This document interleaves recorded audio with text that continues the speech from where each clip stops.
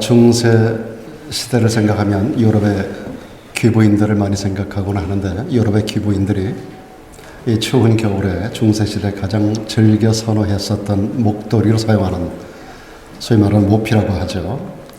가장 귀한 모피로 사용했던 털이 어떤 짐승의 털인가 하면 흰 담비의 털이라고 합니다. 흰 담비는 털이 아름답기로 유명한 그러한 동물입니다. 이 흰 담비는요, 특징을 가지고 있는데, 여러 가지 그 동물마다 특징이 있겠습니다만은, 본능적으로 자신의 털을 더럽히지 않으려고 하는 그런 아주 특별한 강한 본능을 가지고 있는 그러한 동물이라고 합니다. 여러분이 그림에서 보듯이 얼마나 이 흰 담비 색깔이 아름답게 유려하게 빛이 납니까? 정말로 하얗잖아요. 사냥꾼들이 흰 담비에 이와 같은 본능을 이용해서 이 흰 담비를 잡는다고 하는데, 흰 담비가 사는 구립구에다가, 낮에는 나가서 노니까 구립구에다가 숯검장을 까맣게 주변에다가 새카맣게 칠을 한다고 그래요. 그래서 담비들이 노는 곳에 가서 뒤에서 막 모는 겁니다. 굴 쪽으로 막 모이면 이놈들이 자기들 집으로 막 달려가지 않겠습니까? 집으로 달려가서 굴 속으로 막 들어가려고 하는데, 구립구가 새카맣게 더럽게 칠을 해놓은 것을 보고 이렇게 결단한다는 겁니다. 차라리 내가 죽고 말지. 그리고 그 굴로 들어가지 아니하고 차라리 죽음을 선택한다라고 하는 참 묘한 특성을 가지고 있는 그러한 동물입니다. 죽음을 선택할지언정 차라리 내가 숯검장에 내 몸을 더럽히지 않겠다라고 하는 이런 본능적 특징을 이용해서 흰 담비 사냥을 한다라고 하는 것입니다. 오늘 저와 여러분들은 예수님을 믿는 사람들입니다. 믿는 사람들은 구별된 자로 요청을 받습니다. 하나님께서 우리들에게 일생 동안에 요청하는 성도의 삶에 대해서 성경은 여러 가지 각도로 조명하고 있습니다만, 그 중에 가장 강력하게 성경은 우리들에게 요구하는 것이 거룩함에 대한 요구라고 하는 것입니다. 여러분, 구약 성경이 39권인데 39권 중에 가장 중요한 엑기스로 녹아있는 것이 저는 레위기라고 생각을 합니다. 여러분들이 레위기서를 읽기가 굉장히 어려워요. 레위기는 27장에 걸쳐 기록되고 있는데, 거기 많은 제사법과 더불어 많은 절기에 해서 말씀을 나누고 있는데, 이 모든 내용에 키워드가 있습니다. 그것은 거룩함입니다. 구약 성경 전체를 대표하는 성경이 레위기고, 레위기를 대표하는 키워드가 있다면 거룩함이라고 하는 것입니다. 오늘 본문 가운데서 하나님께서 당신의 정체성을 분명하게 말씀합니다. 나는 거룩하다. 내가 거룩하니 너희도 거룩할지어다라고 우리 하나님께서 우리들에게 분명히 말씀합니다. 내게 보니까 내가 너희를 애굽 땅에서 인도해낸 여호와라고 말씀하십니다. 나는 너희를 애굽 땅에서 인도해낸 여호와로다. 내가 거룩하다. 너희도 거룩하게 살아야 한다라고 말씀합니다. 이스라엘 백성들이 애굽에서 430년 동안 종노릇을 했습니다. 그러다가 하나님의 놀라운 은혜 가운데서 하나님은 모세를 보내서 그들을 애굽 땅에서 인도해내십니다. 그들은 홍해를 건너고 그리고 가나안 땅을 가는 동안에 광야 지역 40년의 기간을 지나가게 됩니다. 여기서 말하는 이 애굽 땅이 뭔고 하면, 이 애굽 땅은 죄악 세상을 말하는 겁니다. 애굽 땅 전체가 우상 숭배 집단이고, 그 땅 가운데서 여호와 하나님만을 섬길 수 있도록, 광야로 나가서 여호와 하나님을 섬길 수 있도록 하나님께서 이스라엘 백성들을 애굽에서 뽑아내신 겁니다. 그들은 광야길을 걸어갑니다. 광야길을 걸어가는 동안에 애굽 땅에서 인도해냈다라고 하는 이 말씀을 우리 하나님께서 계속 강조하십니다. 내가 너희를 애굽에서 인도해낸 여호와라고 말씀합니다.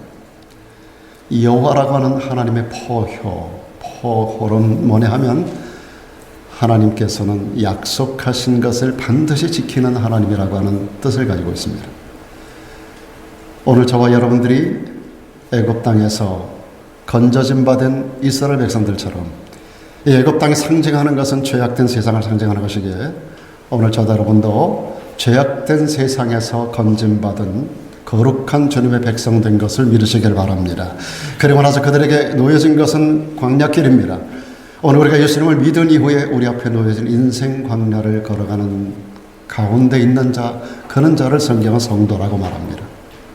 오늘 우리는 거룩함으로 구별된 백성들입니다.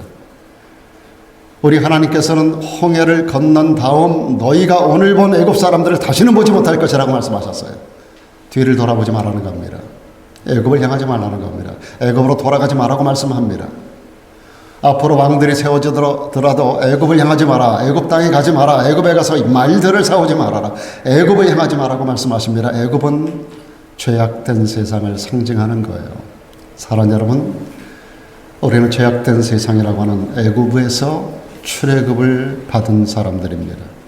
이제 우리는 인생 광야를 걸어가는 동안에 하나님께서 이 광야길에서 계속 하시는 말씀이 내가 거룩한 것처럼 너에게 앞으로 주어지는 광야길에서 너희는 거룩한 구별된 자로 살아야 된다라고 하는 메시지를 주신 것처럼 오늘 저와 여러분들 예수 그리스도 안에서 구별된 하나님의 사람으로 죄악된 세상에서 건져진 바된 출애굽한 백성들로서 우리들에게 주께서 요구하는 것이 인생 광야를 이제 이후로 걸어가는 동안에 세상 사람들과는 구별된 자가 되어야 된다라고 하는 그런 요구를 우리가 받고 있다라고 하는 것입니다.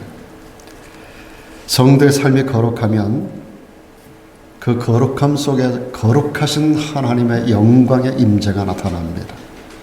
이스라엘 백성들이 거룩함으로 구별되었을 때 하나님께서는 그들 앞을 이끌어가던 성막 가운데 영광스럽게 임재하시고 모세를 불러 하나님의 말씀을 주시고 그들의 모든 필요 가운데 응답하시고 때를 따라 놀라운 기적과 이사로 이끌어가시는 하나님의 모습을 보여주셨습니다.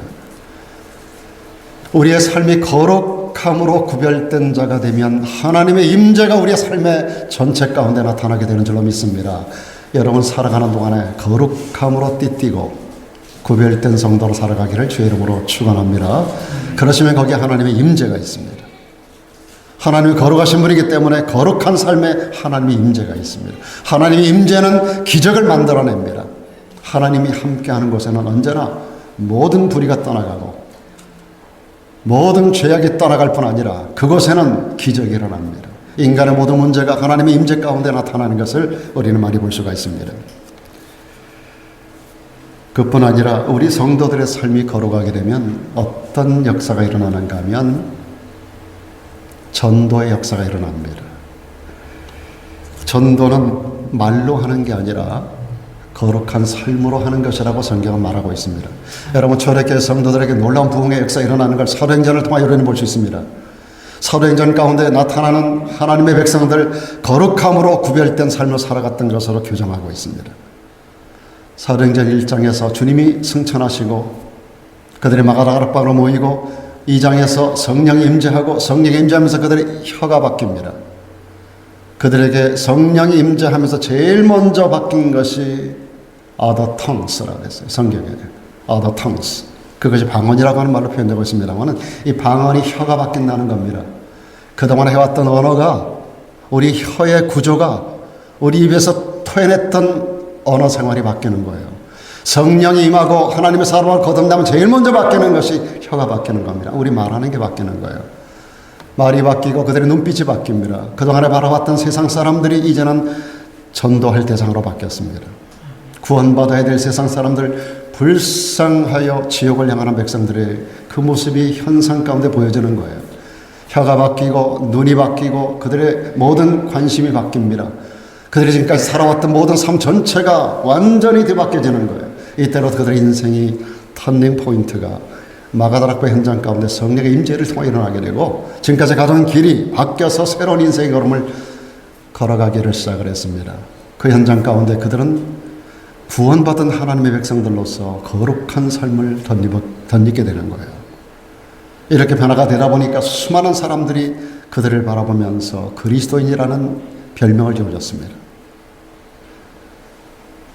그들은 그리스도인이라는 별명을 얻으면서 구별된 자로서 저 사람들은 우리하고는 다른 사람이야, 다른 집단의 사람이야, 뭔가는 분명히 달라. 저들이 말이 바뀌었고 생각이 다르고 저들이 행동하는 게 보니까 달라 하면서 많은 사람들이 거기에 관심을 가지고 구름대처럼 몰려들기 시작하는 것이 초대교회 부흥의 역사였었던 겁니다.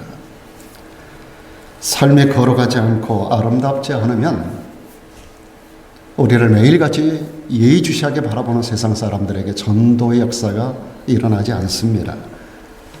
예루살렘 교회를 위시해서 초대교회 모든 성도들이 폭발적으로 성장하는 배경을 보면 초대교회 성도들의 삶, 그들이 거룩하게 변화가 되었기 때문에 그랬습니다. 여러분, 우리 성도들에게 거룩함이 없어져 버리면 하나님의 영광이 떠나가 버리고 맙니다. 거룩한 곳에 거룩하신 하나님이 임재하는데 거룩함을 상실해 버리면 하나님의 임재는 떠나가는 거예요. 마귀가 떠나가면 바로 치고 들어오는 게 사탄의 역사입니다. 여러분, 마태복음 4장을 보면 예수님께서 침례를 받고 물에서 올라오시는 사건이 나와요. 그리고서 우리 주님께서 광야로 성령의 이끌림을 받는 사건이 3장과 4장에 연결해서 나오는데, 거기 보니까 사단에 의해서 예수님께서 3번에 걸쳐 시험을 당합니다. 사단에 의하여 3번의 시험을 당하는데 주님께서 말씀의 권능으로 이 사단의 역사를 여쫓아요. 마귀가 예수님을 떠나가는 사건이 나와요. 그리고 나서 바로 뒤에 보면 성령이 임하는 사건을 보게 됩니다. 그리고 천사가 임하는 걸 봅니다. 천사들이 와서 주님을 시종드는 사건이 계속 이어지는 걸 볼 수 있습니다. 여러분, 마귀가 떠나가면 성령이 역사하고 성령이 떠나가면 마귀가 역사하는 거예요. 여러분, 마귀가 역사하면 마귀가 오는 것은 언제나 동일한 목적입니다. 요한복음 10장 10절에서 성경은 주님께서 우리에게 이렇게 말씀하셔요. 도적이 오는 것은 도적질하고 죽이고 멸망시키라는 것 외에 아무것도 없다라고 말씀하셨어요. 내가 온 것은 양된 너희들로 생명을 얻게 하고 더 풍성히 얻게 하려는 것이지만 마귀가 오는 것은 도적질하는 거야. 죽이고 멸망시키는 것이야. 이렇게 우리 주님께서 그렇게 말씀하셨어요. 여러분, 성령의 임재가 여러분의 삶에 날마다 충만한 그런 성도가 되기를 주의 이름으로 축원합니다. 거룩이 뭡니까? 거룩함이라고 하는 것은 한마디로 말하면 구별되는 겁니다. 거룩함은 갈라내는 겁니다. 성경의 원리에 입각해서 성경의 가르침을 따라서 잘라낼 걸 잘라내는 거예요. 단호하게 버릴 걸 버리는 거예요. 바꿀 것을 바꾸는 겁니다. 우리가 지금까지 살아왔던 어떤 삶의 패턴이 있습니다. 그러나 성령의 임재가 나타나게 되면 우리에게 거룩함을 요구하거든요. 그렇게 되면 잘라내고 버리고 바꾸는 역사가 일어나게 됩니다. 그런 요청을 해요. 그런데 여러분, 지금까지 살아왔던 방식에서 잘라내고 버리고 바꿀 때는 굉장한 아픔과 고통이 옵니다. 이제까지 해왔던 것을 버려야 되고 잘라내고 떠나야 된다는 거, 우리에게 아픔이고 고통이고 상실일 수 있어요. 그러나 거기에는 반드시 하나님의 보상하는 역사가, 소위 우리가 많이 사용하는 축복의 역사로 우리에게 다가오는 줄로 믿습니다. 버리면 주님이 채우십니다. 비우면 주님이 채우십니다. 잘라내면 주님께서 이어주시는 게 있습니다. 우리가 상실되는 것 같고 없어지는 것 같지만, 그러나 하나님은 그 부분을 채워주시는데 이전보다 더 좋은 곳으로 공급하시고 채우시고 인도해 가시는 것을 믿으시기를 바랍니다. 하나님 우리에게 축복하실 목적으로 우리에게 거룩함을 요구하고 있다는 사실을 여러분 아셔야 됩니다.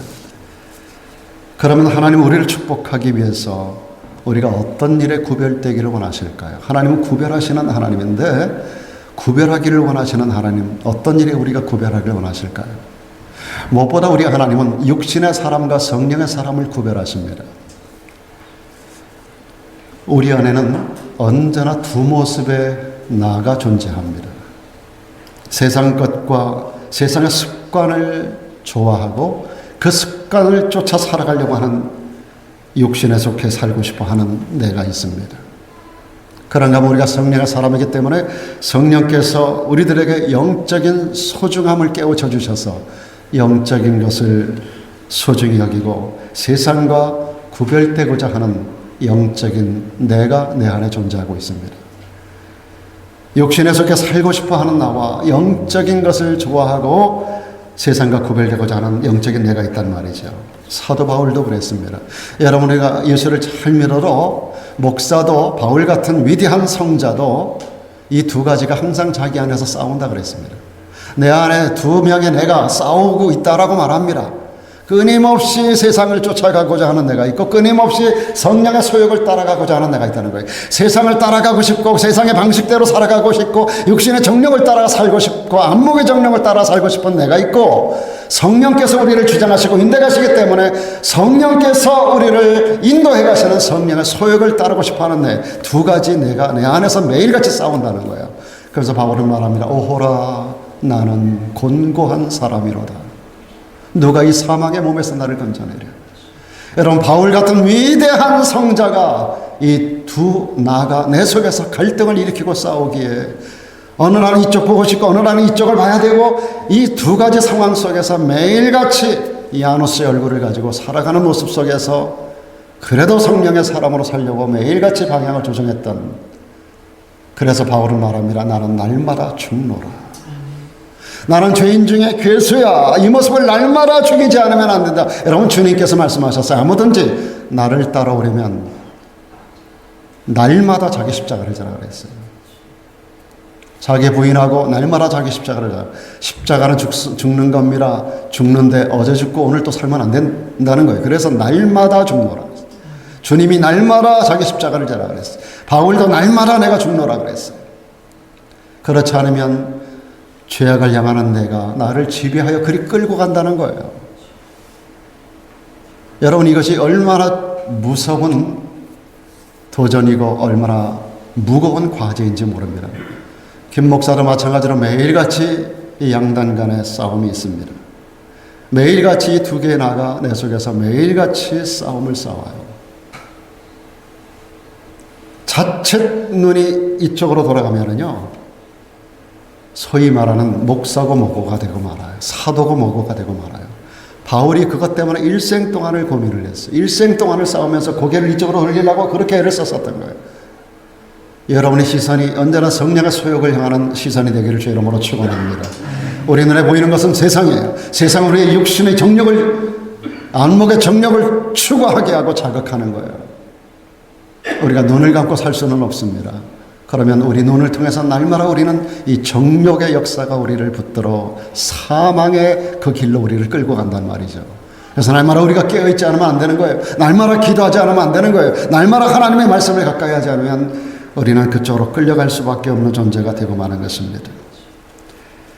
성도가 영적인 일과 성령의 역사를 도외시하게 되면 바리새인 같은 존재가 되고요, 사두개인 같은 존재가 되고요, 서기관이나 헤롯 땅 같은 존재가 되고 마는 것입니다. 사랑하는 여러분, 바리새인은 어떤 존재입니까? 영적 진리에 대해서 무지하고 사람들에게 보이기 위해서 종교 생활을 했던 외식주의자들이었습니다. 예수님께서 그들을 향하여 무섭게 규탄하셨습니다. 이 독사의 새끼들아. 외식하는 서기관과 바리새인들이에요. 수많은 사람들이 교회는 오는데 종교 생활을 하러 옵니다. 여러분, 종교 생활과 믿음 생활은 다른 것입니다. 형식주의로 종교인의 틀을 가지고 종교인의 어떤 그런 모습은 가지고는 있는데 전부 사람들에게 보이려고 하는 종교 생활하는 사람들이 굉장히 많습니다. 여러분, 하나님은 우리 속을 그대로 들여다보시는 하나님이에요.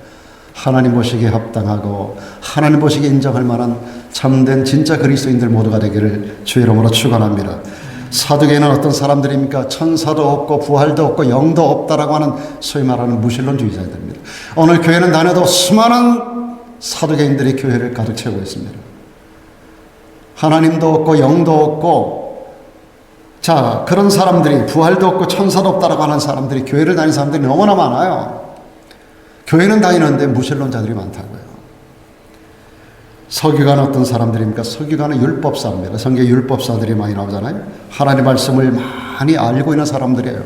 근데 이 사람들은 하나님의 말씀을 머리로만 아는 사람들입니다. 그리고 모든 것을 머리로만 판단하고 인간적으로만 판단하고 인간적으로만 성경을 적용하려고 하는 사람들이에요. 속된 말로 교만한 사람들입니다. 그 다음에 헤롯 땅은 어떤 사람들인가 하면 세상을 너무 좋아하는 사람들이에요. 교회는 다니는데 세상이 더 좋은 거예요. 세상이 나를 부르면 교회가 뭐고예요. 세상이 우선이에요. 프라이어리티에 있어서 교회는 두 번째입니다. 세상이 더 좋은 사람들, 이런 사람들이 바로 헤롯 당원들입니다. 우리가 영적인 일을 모르고 성령의 역사를 도외시하면 바로 사도견들이 되고 바리새인이 되고, 그리고 말씀드린 대로 서기관 율법사가 되고, 그리고 헤롯 당 같은 사람들이 되고 마는 것입니다. 성경에 나오는 이 사람들은 예수님과 관계해서 계속 등장하는데 예수님을 계속해서 괴롭혔던 사람들입니다. 그들이 하나님을 몰랐던 사람들이 아닙니다. 최대의 적은 하나님을 아는 사람들이지만 그러나 잘못된 신앙생활을 하다 보니까 주님의 아픔이 되었던 거예요. 결국 이들이 주님을 십자가에 못 박는 주인공들이 되고 말았습니다. 예수님은 그들에게 말씀합니다. 화 있을진저, 화 있을진저. 여러분, 저도 여러분도 육신의 사람이 되어지면 그런 존재로 전락되는 것을 꼭 기억하시길 바랍니다. 우리가 정말 하나님을 기쁘시게 하고 그 은혜와 능력에 들어가고 축복된 삶을 살려면 영적인 삶을 좋아하는, 영적인 삶을 우선시 여기는 성령의 사람들이 되어야 할 줄로 믿습니다. 성령의 인도하심에 민감할 줄 알아야 되고요. 성령에 사로잡히고 성령을 따라서 기도할 줄 아는 사람들이 되어야 됩니다. 성령의 인도하심을 따라서 인생을 계획할 줄 알아야 돼요. 이렇게 성령의 인도하심을 따라서 하는 사람을 저는 이렇게 규정합니다. 제가 한국에서 미국 들어오기 약 7년 전부터 하나님 앞에 많은 부분에 거역을 했습니다. 내 인생에 많은 계획을 가지고 있어요. 목회적 계획을 많이 가지고 찬란한 많은 계획들을 가지고 있었어요. 목사로서 이런 계획들을 가지고 앞으로 교회를 이렇게 만들고, 제 딴에는 그게 하나님의 영광이라고 생각을 하고, 성령께서 나에게 주시는 말씀이 있었는데 그것과는 정반대로 또 다른 면에서 교회 부흥을 추구하고 그랬던 때가 있었어요. 7년 동안을 거역한 때가 있었어요. 그러다 결정적으로 마지막 하나님 앞에 크게 얻어맞고, 그리고 제가 내린 결론입니다. 성령에 사로잡히는 자가 되어야 된다. 성령에 사로잡히는 삶이 거룩한 무질서라는 것을 저는 깨달았습니다. 거룩한 무질서. 내 생각과 다른 하나님의 성령의 인도를 받는 것. 성령은 내 수준 정도에 있는 분이 아닙니다. 내 수준을 뛰어넘는 하나님이에요. 그러므로 나의 생각을 뛰어넘는 하나님. 성경은 말씀합니다. 내 생각과 네 생각은 다르다 그랬어요. 내 길과 너의 길이 다르다 그랬어요. 마치 하늘이 땅에서 높은 것처럼 내 생각은 너희 생각보다 높다고 말씀하셨어요. 내 길이 너희 길보다 높다라고 말씀하셨어요. 사랑하는 여러분, 성령의 인도를 따라가다 보면 내 생각이 질서가 없어져 버리고 말아요. 다 파괴돼 버리고 말아요. 이것을 저는 미국을 들어오면서 내린 결론입니다. 거룩한 무질서. 성령의 바람을 타야 된다. 이것이 제가 미국 와서 지금까지 계속해서 제 삶을 인도해가는 중요한 말씀이었습니다. 저는 이 말씀에 따라서 오늘까지 미국에 들어와서 카나다를 통해서 오늘 여기까지 오기까지 계속해서 성령의 바람을 타고 가는 그런 삶을 살아오려고 계속 노력을 많이 했습니다. 엊그제 키르기즈스탄의 조현석 선교사님한테서 제가 여러분들에게도 그거 보내드렸는데, 그 톡으로 이제 그 선교 보고 메일이 왔습니다. 그걸 보고 제가 계속 기도한다는 그런 말씀들을 이제 보내니까 거기서 저에게 온 내용이 뭐냐면, 제가 그분과 함께 더불어 여기 미조리 세인트루이스에서 목회하고 신앙생활할 때, 목사님, 제 일생에 가장 행복했었던 때가 목사님과 함께 그 반석교회에서 있었을 때이고, 과연 내가 지난날 많은 실패를 하고 오늘 여기까지 오기까지 내 인생에 저는 한 20여 년 동안의 시간들을 돌아볼 때, 그때 만일 목사님이 거기를 떠나지 아니하시고 내가 목사님 밑에서 계속 양육을 받았다라면 내 인생이 이렇게 바뀌진 않았을 텐데 라고 하는 그런 내용의 이야기를 쭉 그 마음에 있는 얘기를 쭉 썼더라고요. 그러면서 제가 성령의 그 무질서, 그러니까 무질서가 아닌 성령의 바람을 타고 성령을 따라서 나는 움직인다고 하는 과정 속에서 그 한동안에 거쳐갔었던 그 교회 그 짧은 시간 동안, 약 2년여 동안의 그 만남 속에서 그분이 느꼈던 그 느낌이, 그 일생에 이제 60된 그분이 자기 평생에 가장 행복했던 시간으로 추억하면서 그때로 돌아갈 수 있으면 얼마나 좋겠는가를 쭉 이야기해요. 그래서 제가 제 지난 날들을 쭉 돌아보는 시간을 가졌습니다. 내가 성령의 인도하심이 아니었다면, 성령의 바람 부는 대로 내가 밀려가지 않았다면, 나도 거기 계속 있었다면 어땠을까를 참 많이 생각해 본다라고 하는 그런 이야기들로 한참 동안을 이제 주고받는 그런 카톡 메일을 보냈었습니다. 인간적으로 생각해보면 그때 그 모습이 더 좋을 수 있지만, 그런 시절을 지내는 동안에 성령의 인도를 받는 가운데서 오늘 그는 그렇게 선교사로 그렇게 헌신하게 된 것이고, 저는 오늘까지 계속해서 하나님께서 원하는 일들을 해왔다라고 나름대로 생각을 하는 것입니다.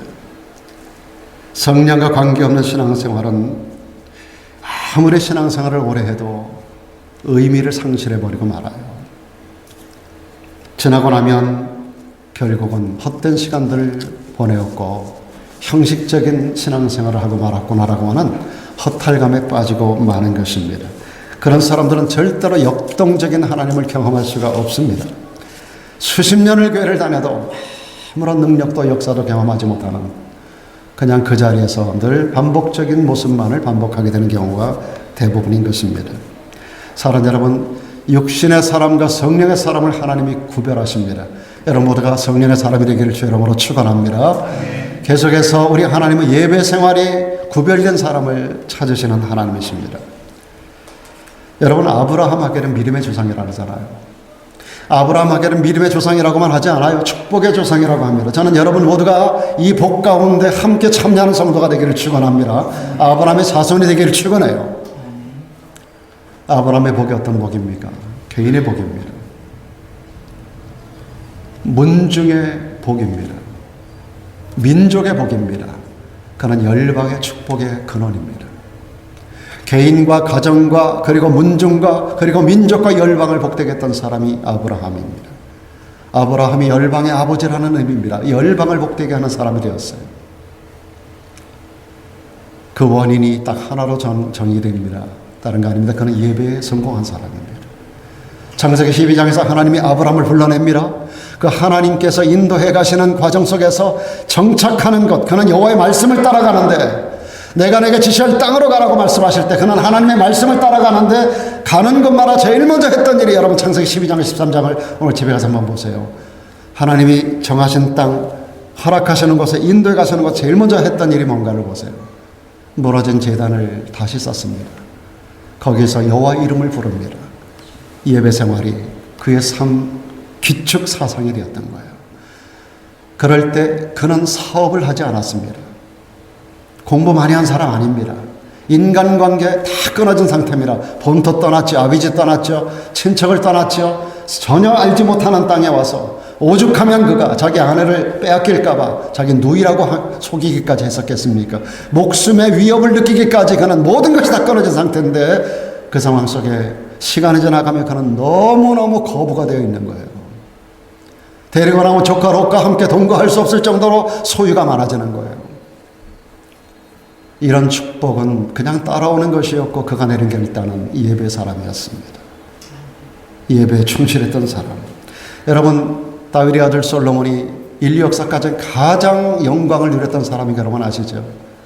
솔로몬의 영광은 기브온 산당에 그의 예배에 있었습니다. 기브온 산당에서 그가 하나님 앞에 1000 번제를 하나님께 드리면서 그날 밤에 찾아오신 하나님께서 내가 너에게 무엇을 줄까 하는 그 음성을 듣고, 거기서 솔로몬이 하나님 앞에 지혜를 구하고 그가 구하지 않았던 부귀 영화 공명까지 전체를 하나님이 다 주시는데, 그 이후로 솔로몬의 생애는 가장 큰 영광 속에 영화로운 삶을 살아갈 수가 있었던 겁니다. 다른 거 아닙니다. 예배의 사람. 여러분, 예배에 성공하는 성도가 되기를 축원합니다. 하나님은 예배에 구별된 사람을 찾아오셔서 복 주시는 하나님이에요. 우리가 부르는 복음송 가운데 있잖아요. 어떤 상황에도 예배하나요? 나는 예배하나요? 어떤 상황에도 예배하나요? 저는 이런 얘기를 할 때마다 제가 소록도 얘기를 여러분이 가끔 드리는데, 소록도 할머니 할아버지들이 자꾸 떠올라요. 지난밤에도 말씀을 준비하는데 자꾸 그분들이 눈앞에 왔다 갔다 하는 거예요. 제가 소록도 할머니 할아버지들 찾아보니까 이런 모습들이 쭉 나오더라고요. 지금도 이런 소록도 할머니 할아버지들이 지금 이런 모습입니다, 여러분. 많은 경우 이빨은 다 없어졌고요. 눈알도 다 빠져나와서 거의 다 눈먼 소경들이고 손도 다 떨어져 나갔어요. 이 손이 아닙니다. 손목이에요. 문둥병의 특징은 감각이 없어지는 거예요. 여러분, 차가운 걸 잡으면 아 차가 하고 놔야 되잖아요. 뜨거운 걸 잡으면 아 뜨거 하고 놔야 되잖아요. 뜨거운데 뜨거운 줄 모르고 잡는 거예요. 그러다 보니까 이게 시간이 지나가면서 이 감각이 없어지고 나중에 이걸 절단하게 되는 것이 그게 문둥병입니다. 그래서 문둥병 환자들이 되게 손이 없어요. 감각이 없으니까 차가운 걸 잡으면 차가운 것도 놔야지. 안 넣으면 동상 걸리잖아요.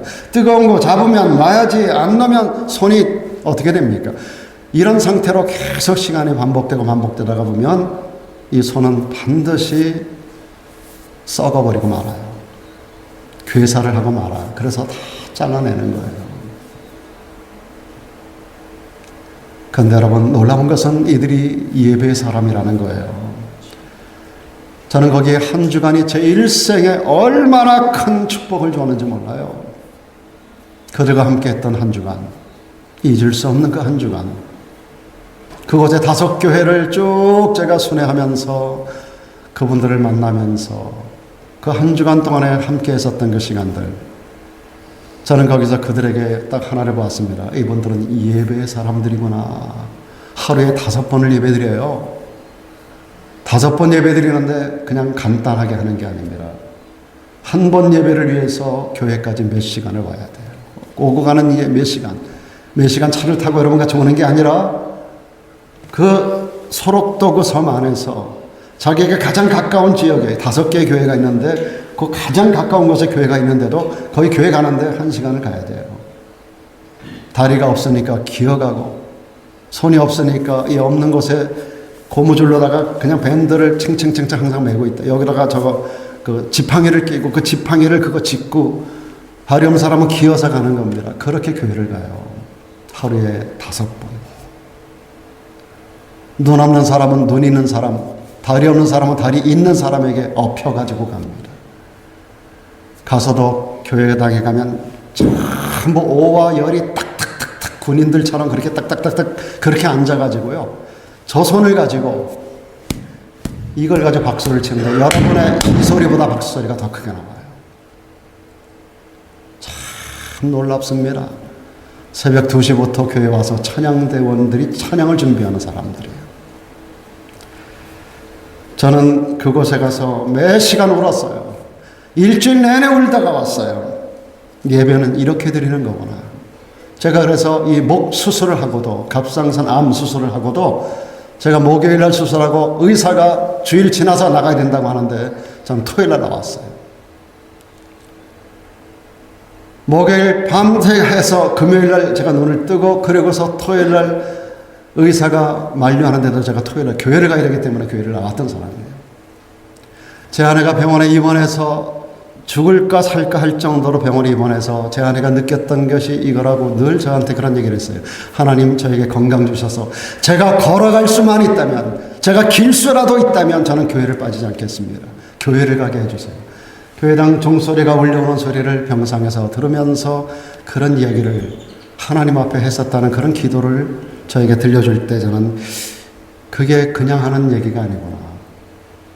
지금도 북한 땅에서 지금도 여러 가지 예배를 드릴 수 없는 그런 많은 문화권 안에서 지금도 목숨을 담보로 하면서 예배에 목숨 거는 사람들이 지금도 전 세계에 얼마나 많은지.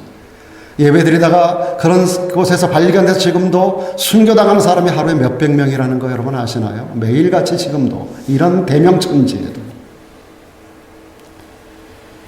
예배를 소중히 여기고 예배에 목숨 거는 이 소록도 할머니 할아버지들, 저는 이분들이 불행한 사람들이라고 보지 않아요. 참 지상 천국을 이루었구나. 가장 행복한 사람들이구나. 저는 그렇게 생각을 해요. 여러분, 사형수들이 수감된 청송교도소에 간수로 있었던, 여러분 잘 아시는 박효진 장로, 우리 교회도 다녀가셨다고 하는 얘기 들었는데, 이 박효준 장로님이 그런 얘기 하시는 걸 들었습니다. 예배 한 번 제대로 드리고 죽었으면 좋겠다고 생각하는 그런 흉악범 죄수 형제들이 그 안에는 있다는 거예요. 처음부터 예수 믿은 사람들이 아닌데 그 안에 들어와서 교도가 되고 그 안에서 예수님을 믿고 그 안에서 예배를 드리고 싶은데 예배를 드릴 수가 없는 독방의 예배자들. 그 밑으로 밥이 들어오는 구멍이 하나 있어요. 식기 하나 들어올 정도의 작은 구멍. 그런데 주일마다 목사님들이 그 복도에 와서 예배를 인도하는 건데 마이크가 연결된 것도 아니고 복도의 소리, 그 목사님 목소리, 그 예배를 좀 드려보려고 그 위에는 구멍이 없으니까 그 밥 들어오는, 그 식기 들어오는 구멍에다가 귀를 갖다 엎드려가지고 거기다 귀를 대고 그리고 그 복도에서 예배 인도하는 그 목사님의 그 설교를 듣는 사랑 여러분, 박효준 장로님은 그런 예배자들을 일컬어 독방의 예배자들이라고 하더라고요. 독방의 예배자들. 우리가 얼마나 좋은 환경 속에 살아가고 있습니까? 얼마나 우리는 좋은 환경에 있습니까? 여러분, 천국 가도 다른 것은 다 세상에서 하던 일은 안 해도 예배만은 계속되고 찬양만은 계속 하나님 앞에 올려드리는 그 일을 영원히 하게 된다고 성경은 기록하고 있습니다. 여러분, 이 땅에서 우리가 좋은 예배자로 잘 훈련되셔서 천국에서 영원히 우리가 해야 될 자, 유일한 자, 하나님을 찬양하고 예배하는 그 일에 천국에서 귀하게 사용되기를 주의 이름으로 축원합니다. 하나님이 구별하신 예배가 어떤 예배일까요? 하나님 구별하시는 예배는 예수님께서 요한복음 4장에서 수가성 사마리아 여인과 대화하면서 주신 말씀에 아주 간단하게 기록되고 있습니다. 주님 말씀합니다. 아버지께 참으로 예배하는 자들은 신령과 진정으로 예배할 때가 오나니 곧 이때라. 아버지께서는 이렇게 자기에게 예배하는 자들을 찾으신다. 어떤 사람? 신령과 진정으로 예배하는 사람. 하나님은 영이시니 예배하는 자가 신령과 진정으로, 개역개정에는 영과 진리로를 번역했습니다. 영과 진리로 신령과 진정으로 예배할지니라라고 주님 말씀합니다. 하나님께서 이런 사람을 찾으신다는 거예요. 신령으로 영으로 예배한다는 것은 진리의 영이신 성령의 인도를 받는 것입니다.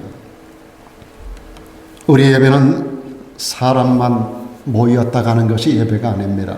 하나님의 성령이 우리 가운데 함께 하시는 예배인 줄로 믿습니다. 지금 예배에 성령의 기름 부음이 있어요. 지금 예배 성령이 우리 가운데 운행하고 계세요. 제가 한국에서 목회할 때 한 권사님, 나옥선이라는 권사님이 계셨는데 그분은 육신의 눈이 거의 보이질 않았어요. 탁월한 영역과 영적인 존재로서 참 굉장한 울림을 인천 시내에서 많은 사람들의 선한 영향력을 나타냈던 사람. 그분은 예배 시간에 저기에 앉으면 강단에 서 있는 목사님이 눈에 거의 보이지 않습니다. 흐릿하게 보이는데 그가 분명하게 보는 것, 목사 좌우로 빛이 임하고 그리고 주님의 천사들이 움직이고 금대접을 갖고 다니면서 예배하는 자들의 예배를 받아가고 기도하는 사람들의 기도를 거기에 담아가고 어떤 사람은 쳐다보고 펴고 지나가고 어떤 사람의 예배와 기도는 거기다 담고 그런 모습을 매 시간마다 이분이 그 앞에 앉아서 눈을 감아보게 보이는 거예요. 목사가 설교하며 여기서 양쪽에서 빛이 임하는 것을 보는 거예요. 성령의 임재와 천군 천사가 움직이는 것을 매 시간마다 보면서 매 시간마다 그 간증을 하고 우리 하나님 앞에 여기 말하는 신령과 진정의 예배자가 되어야 된다라고 하는, 그래서 그 거룩함으로 띠띠는 공동체로 그 풍성한 하나님의 은혜를 참 여러 해 동안 그 권사님과 함께 했었던 그런 시간들이 있었습니다. 사랑하는 여러분, 오늘 예배가 사람만 모였다가 하는 모임이 아닌 걸 여러분 기억하시기 바랍니다. 성령께서 여러분이 집으로부터 출발할 때부터 여러분 예배는 여기 와서 앉아서 예배 시간 몇 시 몇 분에 딱 시작하는 게 아니라 집에서부터 준비할 때부터 예배가 시작되는 거예요. 차 타고 오면서도 그 예배 시간인 거예요. 여기 와서 앉아서 우리가 하나님 앞에 함께 더불어 같은 얼굴을 가지고 같은 모습을 바라 같은 방향을 향해서 함께 예배드리는 것만이 아니라 우리가 준비하는 모든 것으로부터, 그래서 제가 토요일 새벽 기도 때는 반드시 거기다 녹음할 때 그런 얘기 꼭 하잖아요. 내일은 거룩한 주님의 날입니다. 오늘은 예비일입니다. 우리가 정결함으로 거룩함으로 잘 준비해서 우리 내일 기쁨으로 만나자고 하는 그런 멘트를 꼭 거기다 삽입하는 이유가 있습니다. 이미 그때로부터 예배는 시작되기 때문입니다. 준비하는 것으로부터 예배는 시작해요. 이게 바로 영어로 예배하는 예배자인 줄로 믿습니다. 그 다음에 진정으로 예배하는 거예요. 진리로 예배한다라고 개역개정은 번역하고 있습니다. 진정이라고 하는 말은 마음을 다하고 뜻을 다하고 정성을 다하고 목숨을 다한다는 뜻을 가지고 있어요.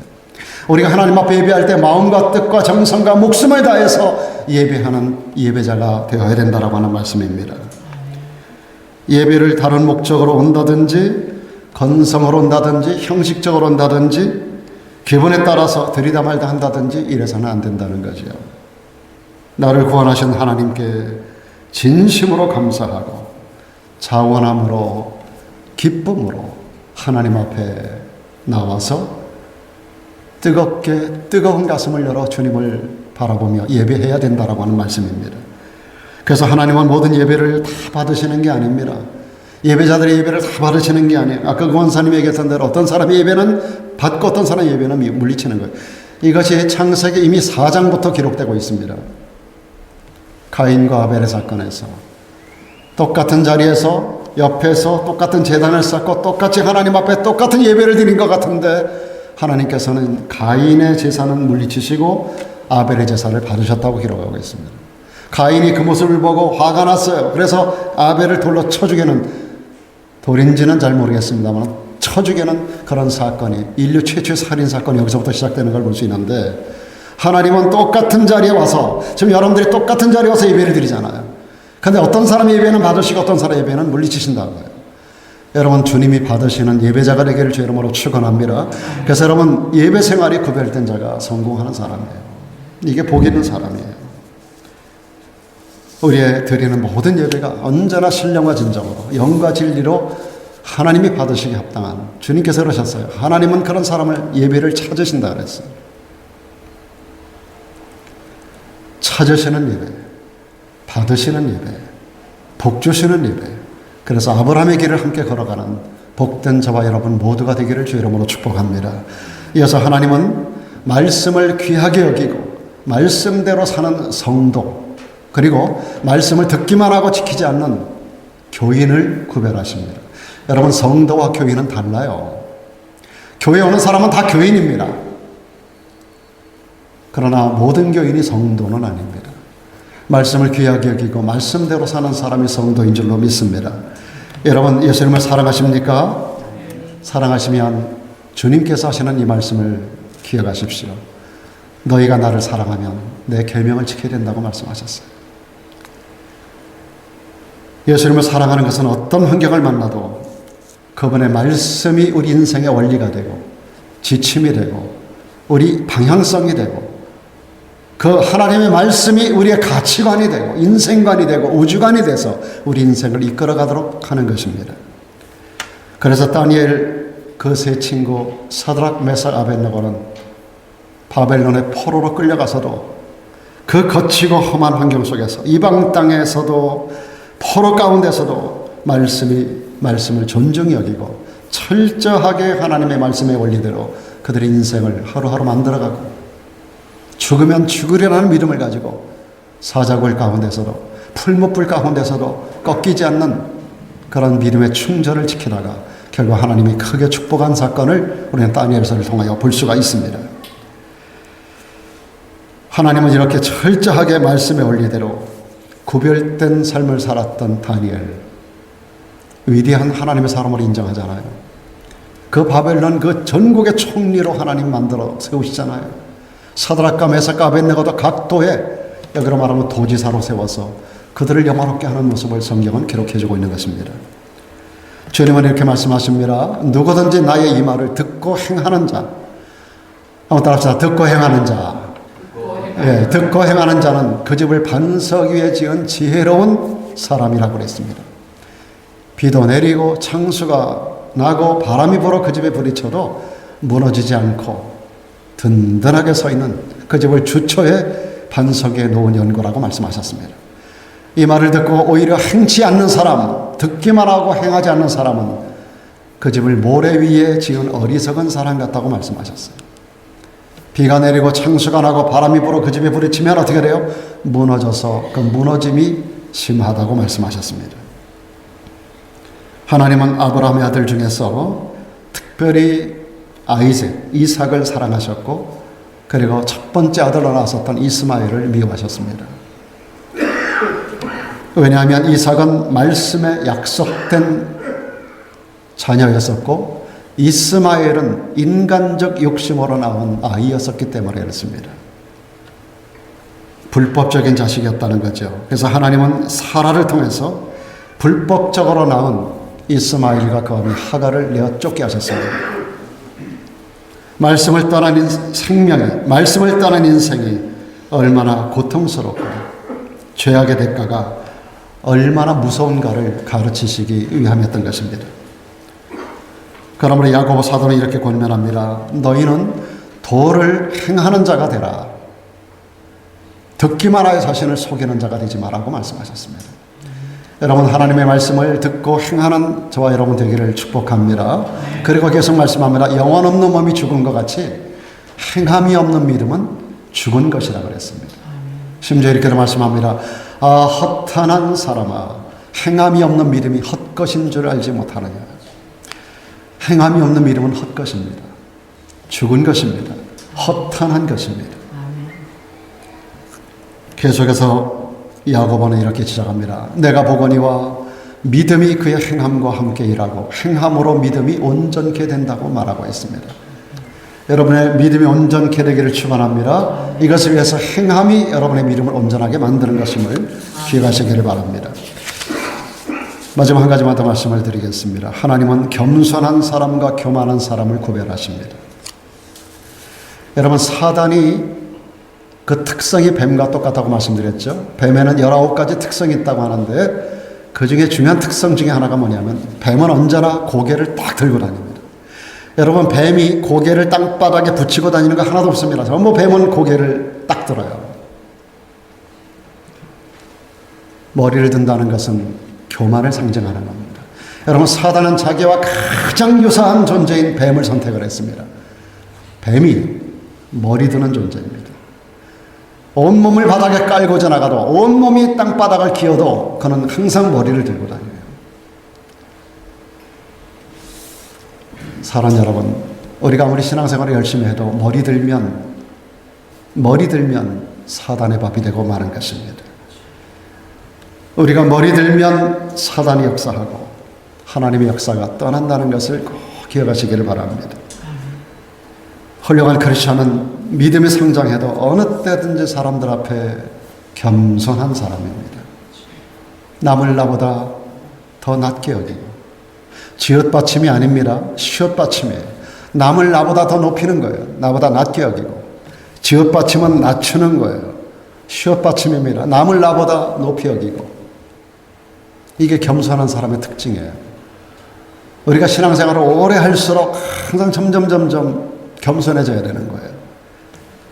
사람이 교만하면요, 아는 것은 많고 가진 것은 많고 신앙생활을 오래 하고 교회 직분이 올라갔다 하더라도 결국은 어떻게 됩니까?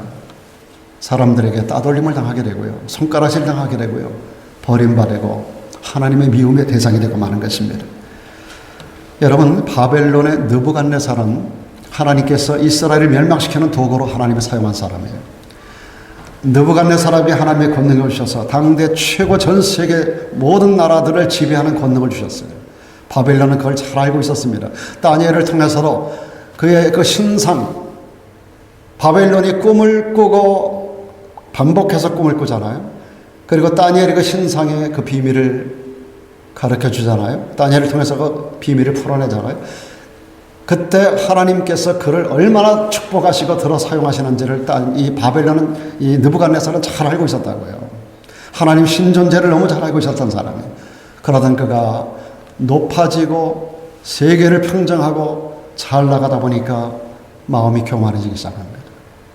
그러다가 하나님께서 그를 낮추시는데 그는 짐승같이 광야로 내어 쫓기고 그곳에서 짐승 같은 모습으로 7년 동안을 지내게 합니다. 이슬을 맞으면서 풀을 뜯으면서 짐승 같은 존재로 7년 동안 살게 하고 그 가운데 회개하고 다시 복권시키는 그런 말씀을 성경은 기록하고 있습니다. 하나님은 겸손한 자에게는 은혜를 주시고 교만한 자는 대적하신다고 말씀합니다. 그래서 성경은 이렇게 말씀하잖아요. 여러분, 지혜의 왕 솔로몬이 하는 말을 들으십시오. 교만은 패망의 선봉이요 거만한 마음은 넘어짐의 앞잡이가 된다고 말하고 있습니다. 교만하면 마귀가 역사하고요, 따라서 결국은 수치를 당하게 되고요, 저절로 넘어지게 되는 것입니다. 여러분, 베드로가 사도들 중에서 수제자였었어요. 그는 마태복음 16장에서 훌륭한 신앙 고백으로 주님에게 칭찬을 받은 사람이에요. 그런데 칭찬을 받다 보니까 마음이 교만해지기 시작했어요.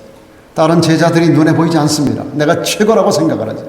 그러다가 그는 주님께서 십자가를 향해서 나아가고 빌라도 법정에서 사형 언도가 되기 전 그는 여러 불법적인 재판을 주님께서 여기저기 끌려다니면서 대제사장들에게 받는 현장 가운데서 주님을 모른다고 3번이나 부인하는 그러한 실패를 하고 마는 존재가 되고 말아요. 결국 그는 교만하다가 자긍하다가 자기 존재가 어떤 존재인가 알지 못하다가 자기가 그렇게 연약한 존재라는 걸 알지 못하다가 그는 넘어지고 일생 동안 수치를 당한 자가 되고 말아요. 그러나 자기 존재를 깨닫고 그는 나가서 벽에 머리를 부딪히고 회개합니다. 그리고 나서 그가 마음을 낮출 때 하나님이 그를 다시 들어 사용하시고 역사 속의 위대한 유대인의 사도로 사용된 줄로 믿습니다. 누구라도 예수 그리스도 십자가 앞에서 자기가 죄인인 것을 깨닫고 부족한 존재인 것을 깨닫지 못하면 교만한 자가 되고 결국 하나님께 버림받는 사실을 우리는 기억을 해야 됩니다. 사랑하는 여러분, 하나님은 어떤 하나님? 구별하시는 하나님. 하나님은 모든 성도를 똑같이 사랑하지만 동일하게 대하시지는 않습니다. 예배 생활에 구별된 성도가 되십시오. 그리고 하나님 말씀을 대하는 태도가 구별되기를 바라고 성령의 사람이 되고 겸손한 사람이 되셔서 하나님의 우리를 향한 시선이 한순간도 떠나지 않는데 불꽃 같은 눈동자로 바라보시는 그분의 시선 앞에 언제나 인정된 성도로 저와 여러분들이 하나님 앞에 마지막 생명 다하는 날까지 사도 바울처럼 겸손함으로 끝까지 우리 믿음의 선한 싸움을 싸우고 달려갈 길을 달려가고 믿음을 지키고 이제 후로는 나를 위하여 그가 성경에서 말하고 있는 생명의 면류관 그리고 수없이 많은 면류관들을 받는 그런 주인공들 모두가 되기를 주님의 이름으로 축원합니다. 기도하겠습니다.